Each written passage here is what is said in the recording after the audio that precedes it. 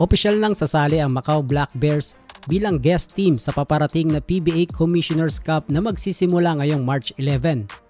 Nagkaroon ng contract signing sa Macau kung saan nagkita ang mga opisyal ng PBA at ang management ng Black Bears. Nandoon sina PBA Vice Chairman Al Francis Chua, Commissioner Willie Marshall at ang presidente ng Black Bears na si Lucas Peng. Malaking balita ito dahil ito ang ikatlong foreign team na sasali sa Commissioner's Cup. Kung inyong maaalala, nauna ang Bay Area Dragons at ang Hong Kong Eastern na parehong nagpakita ng lakas laban sa mga PBA teams. Ayon kay Commissioner Willie Marshall, pareho lang ang rules at concessions na ibibigay sa Macau Black Bears tulad ng mga naunang guest teams. Hindi rin baguhan ng Black Bears pagdating sa international basketball. Dati na silang naglaro sa ASEAN Basketball League at ngayon ay kasali rin sila sa East Asia Super League at iba pang Asian tournaments.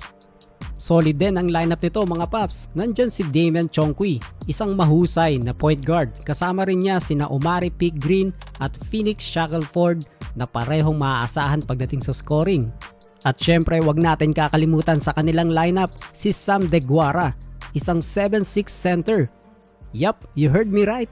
7'6 footer mga paps. Isa sa pinakamataas na professional basketball player at siguradong magiging malaking challenge siya sa mga big men ng PBA.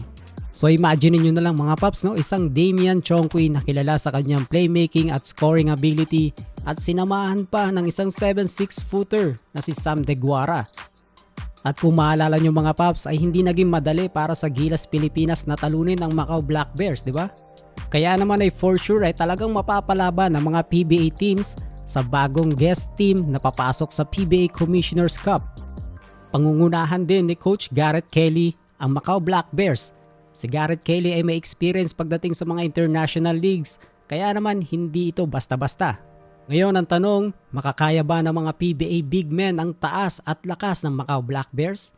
Kaya ba nilang pigilan ang kanilang international style offense? Ikaw, ano sa tingin mo? Kaya kayang mag-dominate ng Macau Black Bears sa ating pambansang liga? Comment down below and please like the video. At syempre, subscribe na rin kayo mga paps para sa mga upcoming videos natin about sa PBA. See you again para sa ating next video. God bless!